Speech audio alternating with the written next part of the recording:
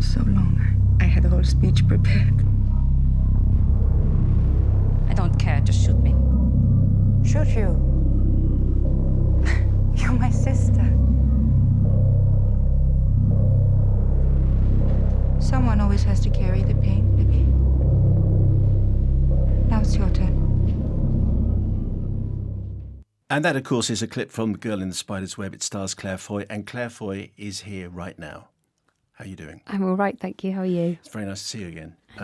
It was Breathe, I think you were on for last time. Yeah. And we talked with Andrew Garfield and yourself. And I remember from that, apart from enjoying the film and enjoying our conversation very much, right at the end, I'd asked you, you were kind of tempted to say who was going to take over from you in The Crown. But you, obviously, your reserve and professionalism got the better of you. But that seems like a long time ago. Yeah, it does. Yeah, it does seem like a long time ago. I loved that film. But yeah, no, I knew from when I was still shooting The Crown that Olivia was going to be doing it. But people didn't start asking really, because I don't think people have really understood that we were going to do it anymore. And then when people started asking, I just wanted to tell them, because I was so excited that she was doing it, that I was sort of turning into her. It was like one of the biggest honours of my career. Yeah, I bet that would be quite bizarre watching her for the first time. You're thinking that should have been me. I've already seen a few photos, so I don't think so. I think I'm just going to go, why didn't I do that? Why didn't I make that choice?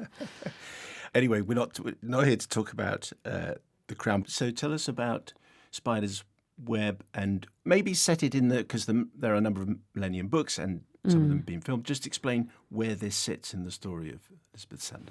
Yeah, so this is the fourth book, which was after the trilogy that Stieg Larsson wrote. David Lagercrantz, the writer, resurrected the character, I suppose. And the books, anyway, did take on a kind of different tone because there's a different writer. But this story is very much Fede Alvarez, who directed it, who also did Don't Breathe and Evil Dead. He really wanted to make a thriller about our subconscious. And so much about that he felt was about family and about Camilla Salander, who is Lisbeth's sister that we've never really investigated before. And he wanted to make a film that people who hadn't read the books could go and see as well. I think because sometimes when it's a literary adaptation, people feel like unless they have that knowledge, they can't really go and see the movie. And he also wanted to put Lisbeth at the centre of the action, because a lot of the time she was the muse or definitely viewed from the outside. So he wanted it to be kind of her story, really. Yes. And it is Lisbeth's film, isn't it? Like you said, it's the first time really she's there not exactly on her own, but she's not a co-star and she's not the supporting star. She is the star of this film. Yeah. Because Michael Bloomfisk was obviously Stieg Larsson's kind of, it was him really, because he was a journalist and that's what he knew, and that this character was definitely, and I felt those three books, by the end of the third book, you felt like you'd got to know Lisbeth, but you wanted to know her as opposed to seeing through the eyes of this man, and that's what sort of happens in this film, really. How would you describe Lisbeth?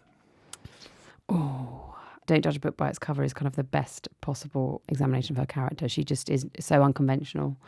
She antisocial, hurt, vulnerable, really, really brave. I think she's full of fear and full of those sorts of things, but that she still acts anyway. She's full of determination. I think people want her to be like a superhero. A lot of people keep saying, is she like a superhero? And I think that sort of diminishes the complexity of this character, that it's very rare that you see a person who's been through what she has been through portrayed on screen. It's very rare that you see a kind of survivor of abuse and violence in the centre of a drama like this. I saw her described as a pansexual cyber-goth hacker. That's pretty good. She's definitely pansexual. I wouldn't say she's a goth. I think she's coming to the end of her 20s. I think she's been through that, and she's just sort of now doesn't really identify herself as anything for anyone. And she's definitely a hacker. A hacker for hire? At this point, yeah. I think before she was a hacker entirely to go after what she needed, which was to be free from the state, to be free of that she had agency and authority over her own life. But now she's sort of a bit listless. I don't think she feels like she has a direction, really. And so she's just sort of using her skills to keep herself interested and to earn a bit of cash, yeah. I wonder if I was thinking this sort of as the film started, it's almost like we're starting again. I mean, we're not, and it isn't a reboot, but it's almost as though if you haven't seen the other films and if you haven't read the books, you can start here. Yeah, definitely. Well, I think it's because there was more to her that they wanted to kind of, they knew that they could take her into a different kind of genre, I suppose, because this is definitely a thriller with quite a bit of action in it. And so I think they just sort of wanted to see that character, that incredible invention of a character somewhere different. And is the female James Bond helpful or not helpful? I personally just makes me go, no, because it's trying to make her understandable. And that's the point. You can't try and make her something that she's not. She's going to make decisions that seem ridiculous and flawed and something that you would never do, but that you understand her motives. Whereas I think James Bond, I think what Daniel Craig did, especially with that first movie, was so humanized him, made him not just like kind of this womanizing super spy, but Lisbeth is her own creation. She deserves to be seen not just as James. It diminishes this incredible female central character by turning her into something you can say as male. It makes me very angry. I get maybe I don't want to make you angry, obviously, but it's other people's. Oh no, yeah, that's what I mean. Is that it's something that people try and kind of figure out. Maybe it's because the action sequences are terrific, and there are some serious fast cars and There the really motorbike are. scenes. Yeah. I'm assuming you're driving all of that stuff. Of course, I know. No, they wouldn't let me. Bloody hell. Would they not? Well, no, and the insurance for me, I'd have to get a motorbike license, and that would have taken me 6. I can barely get on a moped and keep it upright, so it would have taken me a long time. But it's action heavy. Is that yeah. the first time you've done something which needed this amount of stunt work? Yeah. I've done stunts before, like that have just been in a scene where you've had to slap someone or be slapped or something like that, but nothing where I've had to do choreographed fight sequences, and I loved it.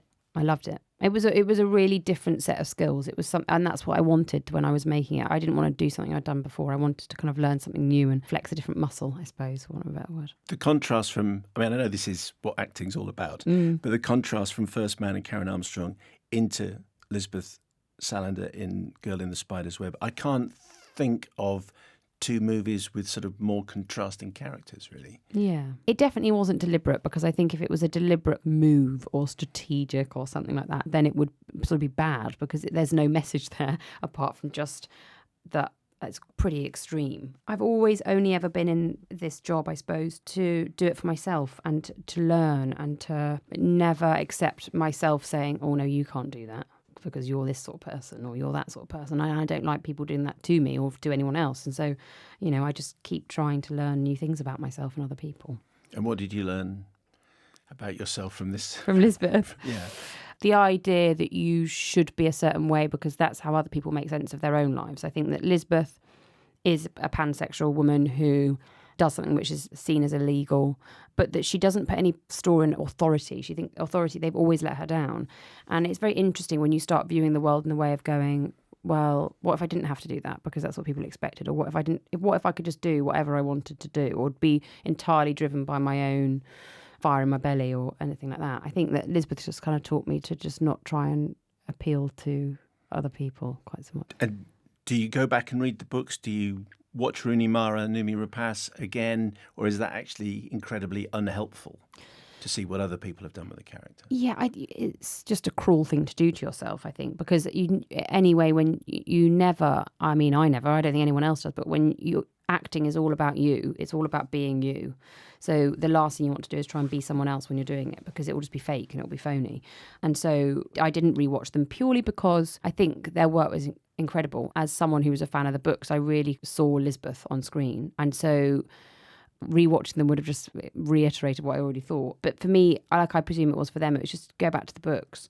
I think I really wanted to base her in reality. I really wanted to make her someone who, so much is said about the way she should look, and so much is like a cliched. She's a goth, she's a emo, she's this, she's that, she has a mohawk, she has all these piercings and tattoos. And I was like, but I want to understand why she is that. I want to understand why she has those tattoos. There's a reason behind the way all the tattoos she has and all the piercings and the way she looks and the way she behaves. I didn't want anything to be prescribed except if it was from the book. And so, it's amazing when you can have 3 novels which I could just dip in and out and find the common things from this script to those novels. I clearly knew it was you because I knew, because I've read the stuff and I knew I was going to be speaking to you. But I think if people see like the first couple of minutes of this film, and I think that's part of the trailer as well, with that first kind of revenge sequence that you carry out, I think it's quite a while before anyone realises that it's you.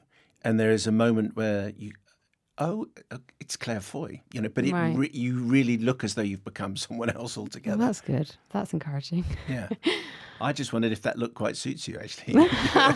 It's definitely more me than the tweed and the Wellington boots. And the cybergoth hacker thing, maybe something to consider. I mean, other people have made this point. I wonder if it's, there are other books. Is the plan maybe to do more, or are you just waiting to see what happens? You know what it's like making films. It's entirely based on whether anyone goes to the cinema to see it. So no decisions about anything can be made until it's come out, and if people still want to see Lisbeth, and I mean, there's always going to be so much more about that character to learn.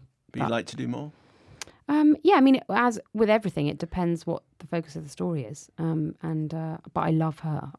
I suppose from your point of view, to have 2 Clair Foy films available at the cinema for people to go and see. And I mentioned we had Ryan Gosling and Damien Chazelle on a few weeks ago talking about First Man. Oh, and you went all kind of... I love them. Oh, those were the days. Those were the days. Yeah. No, I love them. I've missed having a friend on this one because it's just me talking. Because you're you're top of the bills. But the one thing that has come across from the correspondence and still coming in to us is how, even though we've been talking about it for quite a while, and the reviews have pointed it out, quite what an introverted film it is, and how really, as much as obviously it's about going to the moon, it's also a study in grief. Yeah, well, I think that's why Damien is a real filmmaker to his bones. To me, when I read the script, I thought the script was brilliant. But when I first met him on Skype, I said, what is there in this story for there to be seen? What is there for and he was so clear. He only ever saw this as a story of this man and his family and the fact that he sort of deserved to be explored, that his motives and his drive to go to the moon wasn't about success and achievement and competition. It was about loss and pain and how those things can make you do extraordinary things, that being a hero is really nonsense, that actually it's what you've suffered that makes you kind of stronger and can get you to the moon, essentially. And I know this is a ludicrous thing to say because I've mentioned it a number of times, I always get the same, but there is talk of awards. Obviously you must be excited.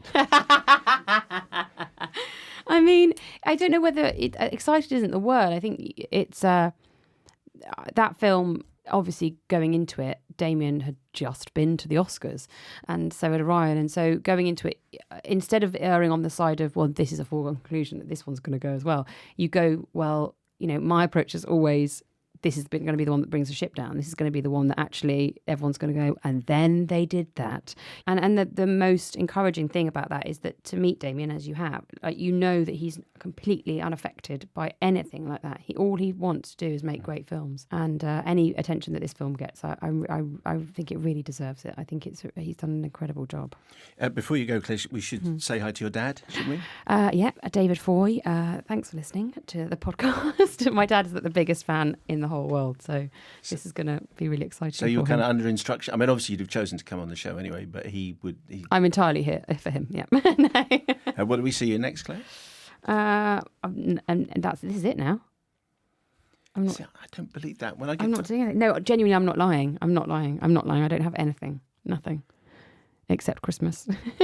Okay, well, in which case, wish you happy Christmas. Yeah. And I'm sure next year will be full of exciting projects, even though you're not going to tell me about them. I don't have any. Really? Yeah. Okay. Clair Foy, thank you so much. Nice to talk to you again. Thank you, and you.